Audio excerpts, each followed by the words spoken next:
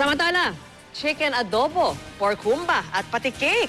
Lahat ng yan pwedeng-pwede nang lutuin at ihanda gamit lang ang rice cooker. Alamin kung paano sa pagtutok na ito ni Mark Salazar.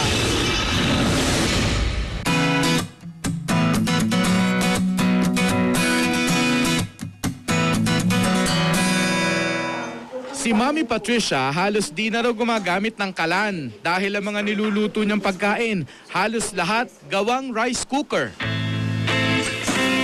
Ang paborito nilang adobo, mas madali raw kung lutong rice cooker. Pinaghalo-halo lang ang mga karaniwang sahog at saka iniwan sa loob ng 30 minuto. I pull the plug and it will continue to cook. And if you cook it today, please eat it tomorrow because it tastes better the next day. Like, I would cook at night and serve it in the morning. Bilang nanay ng 5 at food scientist, natutunan na rin niyang maglugaw at magsangag sa rice cooker. Heto ang isa pa niyang specialty, ang humba a la rice cooker. Pinrito muna ang baboy, nilagyan ng pulang asukal, at saka pinakuluan kasamang ilang pang pampalasa. Paglipat ko sa condominium, I had to learn how to do shortcut work and I didn't have a stove. At heto na, ang chicken adobo at ang pork humba.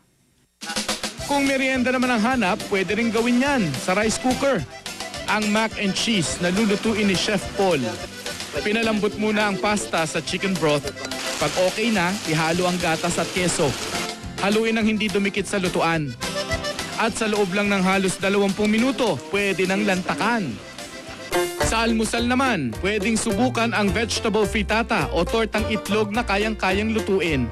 Igisa ang bawang kasama ang ibang gulay, ibuhos ang itlog at saka iwan hanggang sa maluto. Sa loob ng halos 15 minuto, heto na ang iyong healthy almusal. Sanay raw si Chef Paul sa mga kasangkapan sa malaking kusina ng kanilang bakery. First time nga niya magluto sa rice cooker, pero pwedeng-pwede naman daw pala. Ang restriction niya lang is, unlike sa apoy, kasi nakikita mo yung apoy, nakikita mo kung gaano kainit.